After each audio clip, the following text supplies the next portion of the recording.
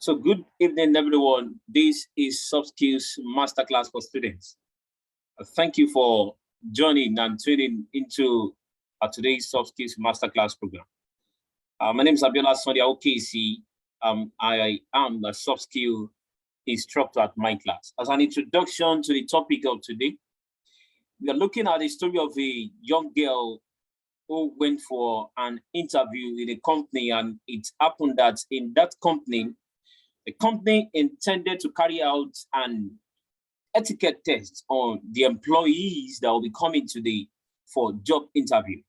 So they left a running tap in the compound of the company to run wastefully to see the interviewee or potential employee that would make the attempt to right the wrong in the compound. So all of the employees who entered the company's compound before Sandra, a lady that we are looking at this evening, were either unaware or refused to right the obvious wrong. The obvious wrong was the wasteful running tap water. So it happened that Sandra was considered for the job because only her made the attempt to right the wrong, the obvious wrong, the wasteful running tap water. So some companies are not just looking for skills. They are not just looking for your certificate. They are not just looking at the big grades that you have. They also want to know your soft skills. They want to understand your sensitivity, your social awareness. How aware are you about what is going on around you? Or are you detached from the activities that are going on around you? So it is very important that as a young person, you have the etiquette of social awareness.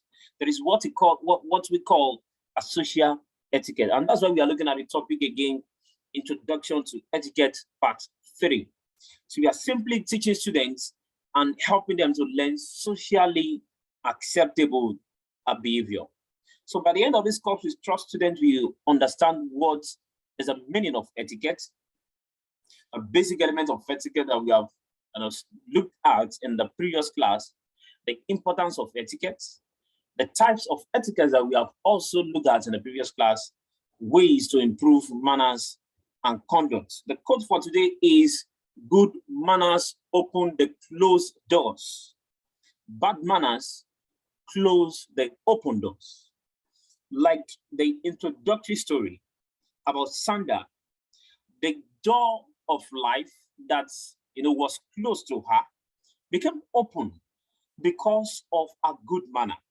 Why those who didn't approach life with a good manner, the door of life, of opportunity, of job opportunity was closed to them. So as a young person, you need to ensure that in the way you react, the way you behave, the way you see things, the way you relate to family and friends, you act in good manners. This is very crucial because people are watching you, like a song that says that your life is a book. Everyone is watching. People are watching you. They never knew, those who attended the interview and the introductory story, they never knew that there were CCTV cameras that was watching their behavior, watching their manners, watching who would make the attempt to put off the running wasteful tap of water. So it is important as a person, as a young student, that you relate with life and life through life with good manners. So the definition of etiquette is that etiquette is a set of rules of good manner and polite behavior. So etiquette has to do with manners that are polite. They are good. They are manners that distinguishes you from other persons in the society. So the rules of etiquette and manner is against, rules like it's against negative behavior like destructive anger, like fighting, disorderliness, malice, and other social vices that are against good manner. Good manner is the very essence of, relating well with people. It's a very essence of being, distinguished in the society. So as a young person, you must ensure that you always improve your good manners, improve the rules that guide your behavior, either at home or outside of your home. So what are kinds of etiquette? There is the general kind of etiquette. This is the etiquette that has to do with every aspect of life. There is a business etiquette. When you get employed in a company, there are etiquettes that is expected of you. For example, if you are in a room in an office and a superior officer walks in, it is one of the business etiquette that you stand up to exchange greetings to the superior or senior officer of the company. There is a social etiquette. It is expected as a person, even as sociology said that we as social beings, that we act in an orderly manner. You ensure that you don't constitute nuisance in the public, that you dress in a way that does not harm or causes ill social behavior on the part of others. So you must ensure that you also, keep to social rules. There is the travel, etiquette. This has to do with the ability to stick to the rules of traveling, either by car, by sea, by land, or by air. The next one is telephone etiquette. For example, when you are relating on telephone, how developed is your communication skills? So when you pick up a phone, it is expected, according to the rule of etiquette, that you introduce yourself. Then you relate with a person. How may I be of help to you? Who am I speaking with, please? So by relating in this manner, it shows the other person that this person has good manner, has etiquette.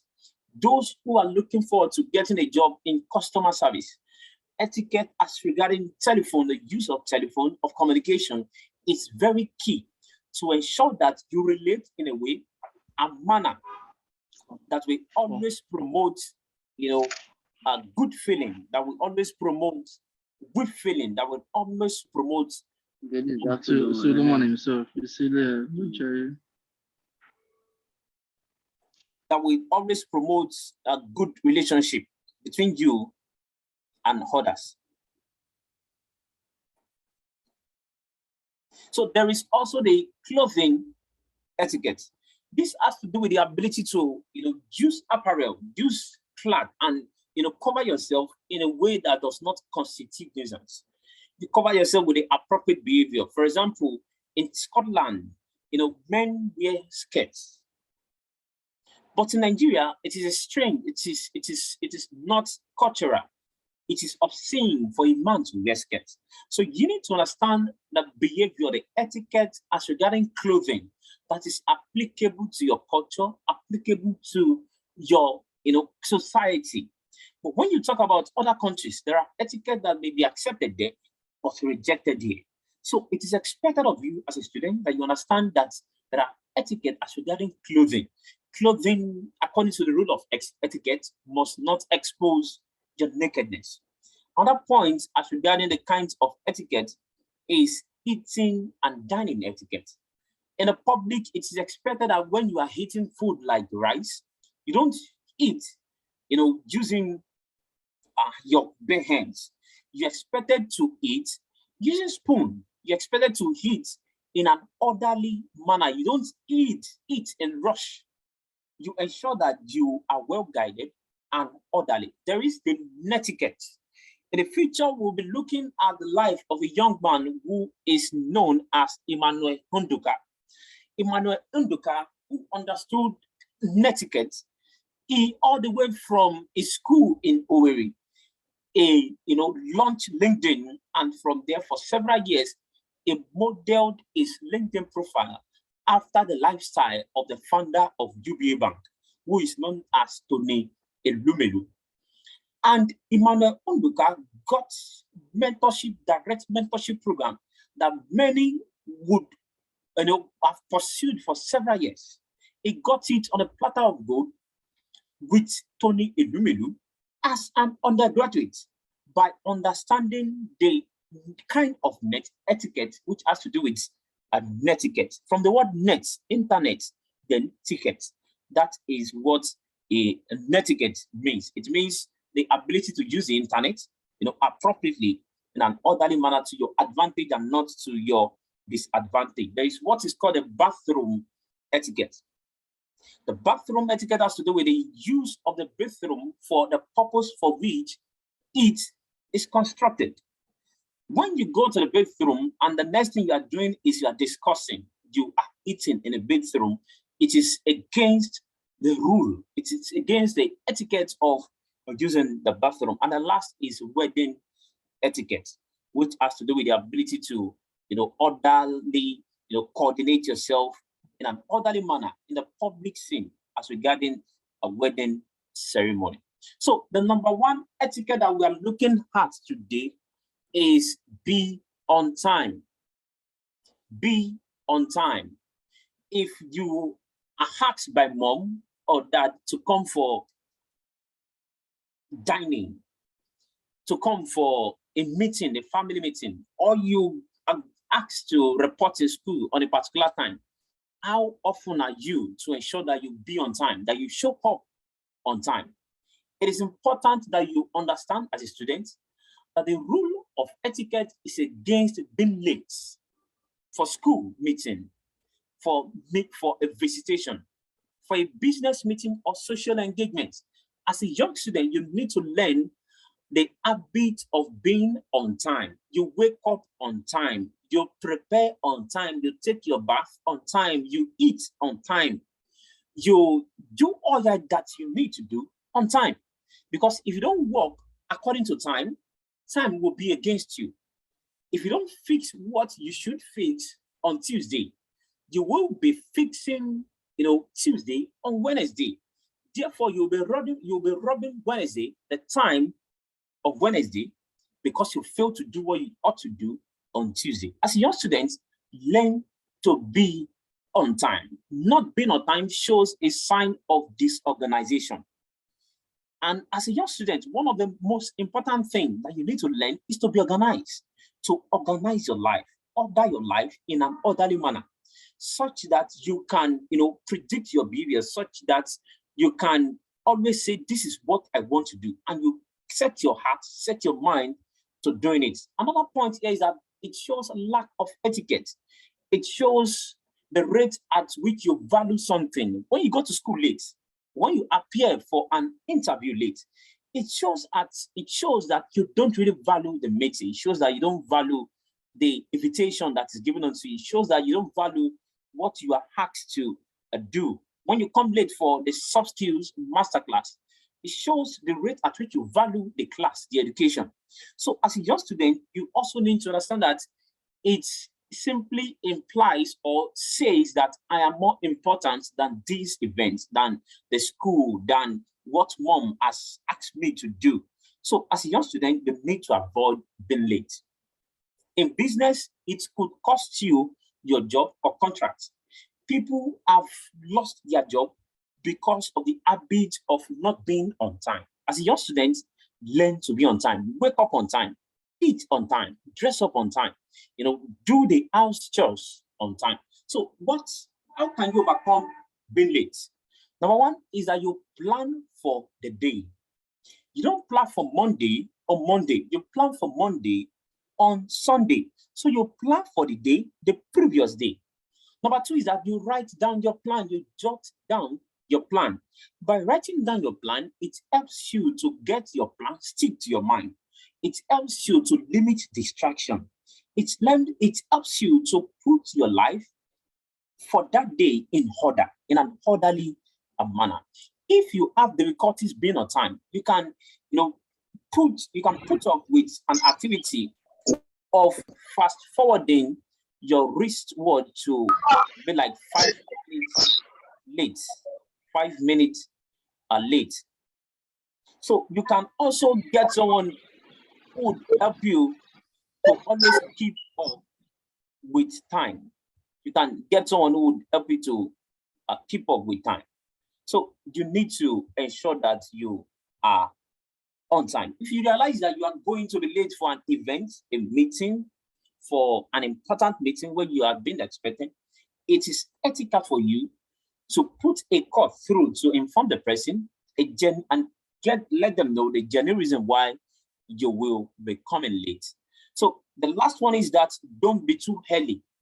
If you're invited for a meeting, for an occasion, in school, you shouldn't be too early because of security reasons in the country, because the event organizers may think that you are trying to intrude or you are trying to interfere, or they might think that you might be disturbing their planning before the meeting starts.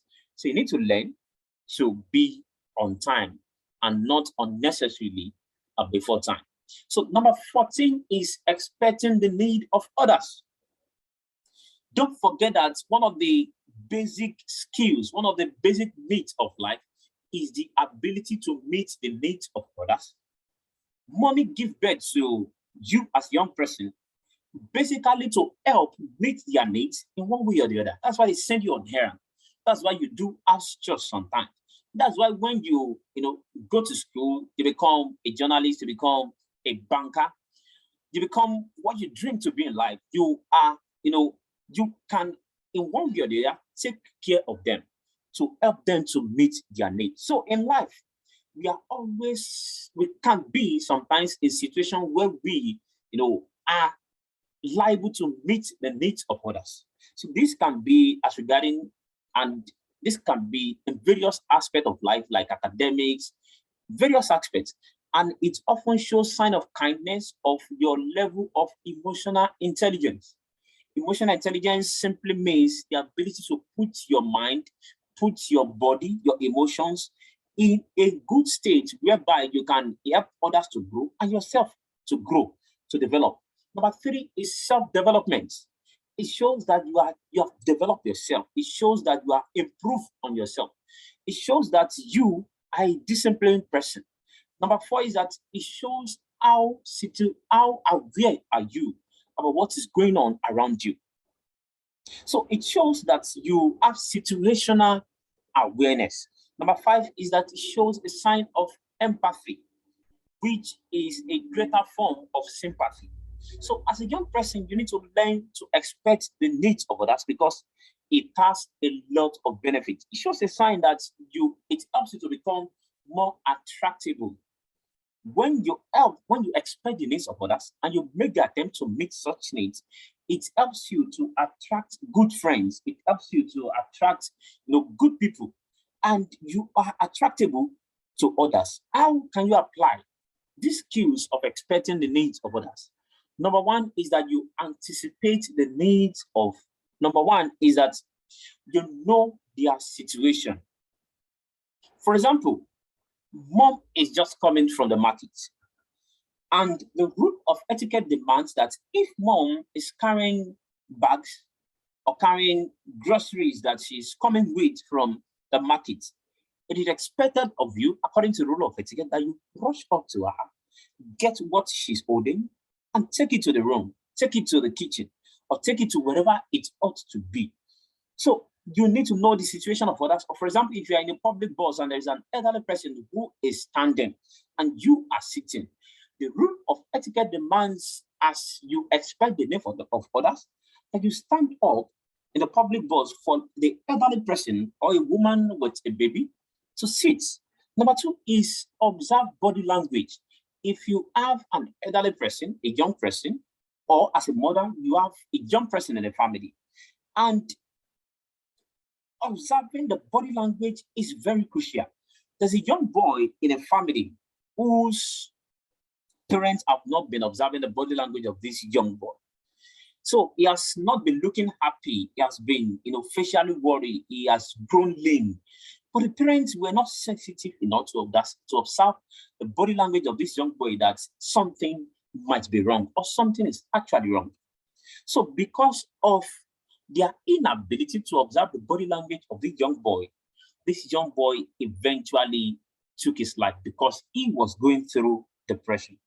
So as a young person who, as you expect the needs of others, to expect to meet the needs of others, it is expected of you that you observe body language of your friend, of your sibling, of your younger one or elderly one. If they are putting up a sad look, there's possibility that something is wrong. So you can walk up to them, talk to them, and see how you can be of help.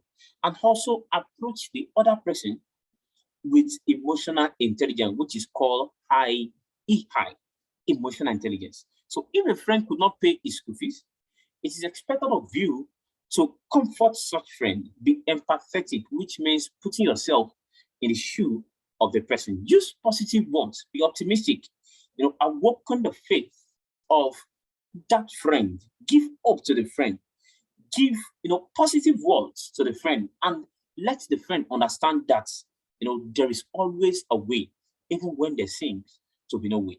If you are not able to meet the needs, you can refer the friends to higher authority or people who could be of help around you. It could be your parents, it could be an elderly person in the community who could be of help to this young person. Another point here is that you need to understand that there are various ways that you can help to meet the needs of others. It can be opening of door, it can be carrying of bag, it can be bringing extra share into the room for grandpa and grandma, or it can be being of help to a disabled person and every other areas of life. Number 15 is damaging items. There are situations in life that you or anyone can mistakenly, knowingly, or unknowingly damage the item of the other person. So what should be our attitude as a young person when the item of the other person is being damaged? Number one is that you need to admit and acknowledge the wrong, if indeed it is done by you. So you need not put blame to others. Don't push blame out if the actual act is done by you. Use the magic word, I am sorry. So the word I am sorry should not be far from your lip when you have done wrong to the other person. Do not hesitate to say, I am sorry. Number 4 is offer to replace what is being damaged. This is very crucial to ensure that a broken relationship does not stay broken, that you are always able to find way to come together again and relate again and together as friends. This is very important. So number 16 is regarding borrowing, the etiquette as regarding the habit of borrowing. Psychologists have said that one of the greatest reason why there is a problem in family among siblings is majorly because of improper habit towards the possession of others. And when borrowing is not done in the wrong manner, it often results into disagreements, it results into serious issues, which if not resolved, may lead to fighting and other social vices. So as a young person, what can you do? Number 1 is that try as much as possible to avoid borrowing. Try as much as possible to avoid borrowing. That's number 1.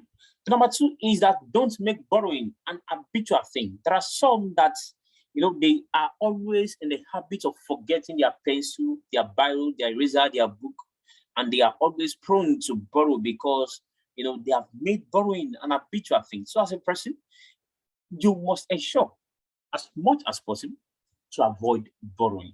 The number 3 is that you need to cultivate the mindset that borrowing is good when it is to be used for business purpose. Borrowing is good. It's a good habit when it is to be used positively. So number 4 is the act of taking and borrowing must be done with permission of the owner. It is not expected of you as a young person to take other person's property without their permission. That is a wrong habit and it is against the rule of etiquette. Don't forget that etiquette means the rule that guides our behavior. So when you borrow something, you must ensure that what you borrow does not get lost or damaged.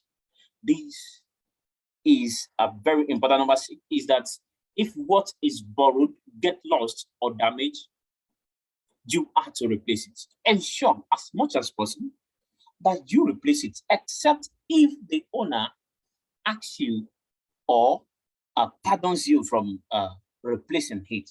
So return what is borrowed, and this should be done in a reasonable amount of time and not, in a time that it is not worth it. Number 17, which is the last points that I'll be looking at this evening, is that what to do when you don't know what to do?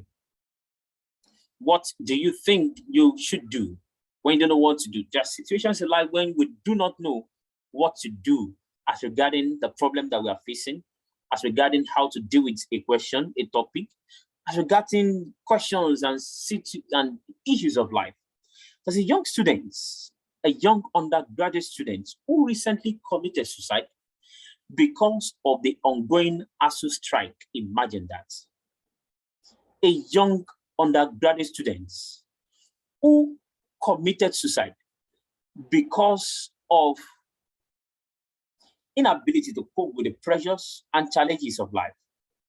These young students committed suicide because, strike is on. So we often encounter situations and life challenges that we do not know what to do. And it will happen to everyone. Everyone will always be in that situation.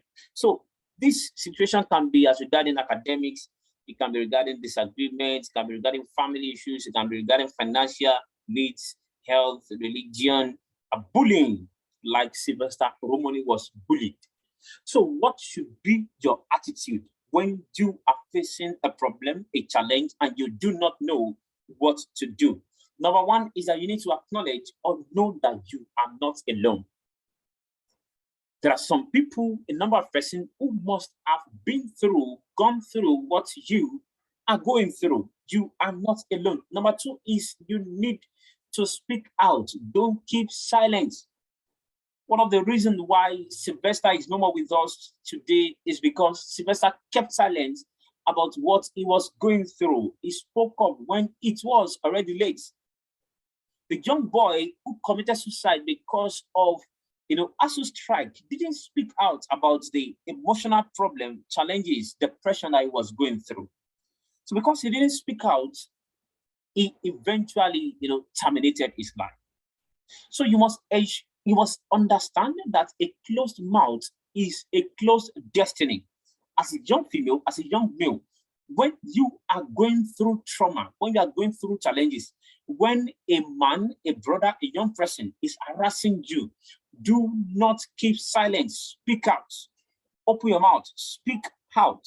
Also, you must understand the first persons that you should speak to should be your family. It should be your parents. It should be mom or dad or your siblings or your elderly ones. Don't hide anything troubling you from them. And also, you must understand that hidden in books are answers to some of our troubling, challenges. When you read books, you become someone who can easily provide solutions to life challenges. That's why you need to be a reader. Read book about Ben Carson. Read book about, Barack Obama. Read book about people who were able to overcome challenges in life. So reading books helps you to overcome life challenges, to help you to escape, troublesome and challenging situations where you might not know what to do as a young person. Lastly, take positive action. No matter what situation you might be in, no matter how big the challenges might be, do not take any negative action. Speak out. Don't keep silent as a young person. And trust me, the rule of etiquette will always bail you out if you take heed, to them. The quote for today again is good manners open the closed doors, while bad manners close the open doors. Good manners open the closed doors, while bad manners close the open door. That is a quote by Mehmet Murat Hudan. Mehmet Murat Hudan. So as we conclude in today's class, we'll conclude with a story of 3 children of a family who asked their father a sum of money to buy ice cream. Their father replied that the only money he has with him is to be used to wash his car. Is to be used to wash his car. There's an error there. Is to be used to wash his car. Now the point here is that what should be the attitude of these young children who expect their father to buy ice cream for them? They want to take ice cream. But the father said the last money he has with him is to be used to wash his car. So the question and the discussion will be revolved around this, same. So what would be your attitude as a young person if you are in the shoes of these young children? What would be your attitude? Who would like to speak? Do you have any young person here? Any young teen, a young child? And okay, we have Mukhtar here. Mukhtar, can you please unmute yourself and let this class know what you would do if you ask mommy or dad a sum of money, and mom or dad told you that the last money that she or he has with him is to be used to wash her car. So what will be your attitude?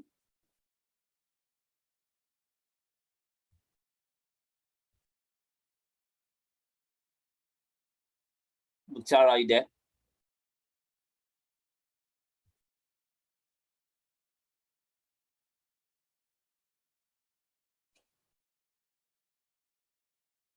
Mukhtar, are you there? Okay. Hello, can you hear me? Yes, we can hear you loud and clear. If it was me in those days, I would actually nag and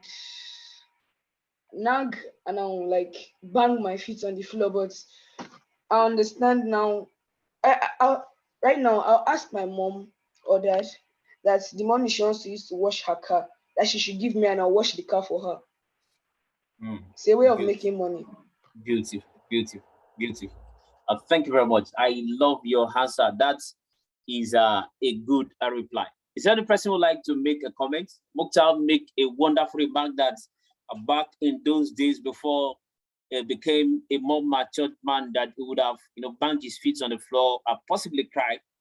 But he said today he would have asked the money to wash the car from his dad or his mom, and would rather wash the car himself. So is there another person who would like to comment? Is there any other young person in the class?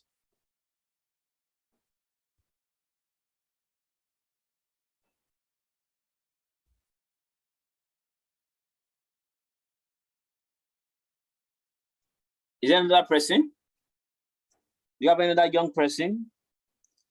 Mr. Solomon Eliada Anyawu, would you like to speak?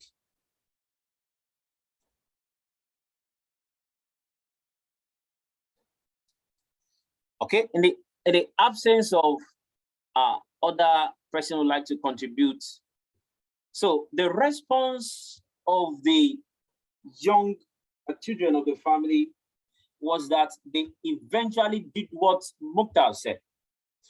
They eventually, put themselves together, one fetch water, and they started washing. Before Dad could come back, they have finished the washing of the vehicle. They finished it. So the manners of these young children happen to be well developed. They had good manners. Instead of banging their feet on the floor, crying, weeping and wailing, they, put together a good manners of making money instead of just, getting money without learning how to make money. So thank you everyone for being part of today's class. So is anybody who has any question before we call it a day for today's class? Any other person? Any question?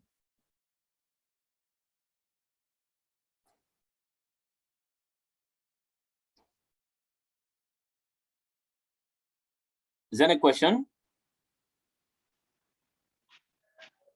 Yes, good evening. Good evening, you're welcome. Yeah, thank you, sir. I must commend you on this. This is really good. It's a nice one. I did put a question in the chat section. I actually got this link late. Actually, I appreciate this lecture. I even gained myself. But is it possible we get the recorded version so that we can share? Absolutely, absolutely. Are you on the WhatsApp group platform? No. Okay. Okay. I'll send you my phone number now. So you add me up on WhatsApp. The name is Abiola.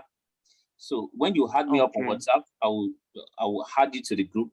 So you get both the link for the video, recorded class, and possibly the PowerPoint presentation. Oh, thank you, sir. That's great. You're welcome. Yes. Yes. Is there any other question?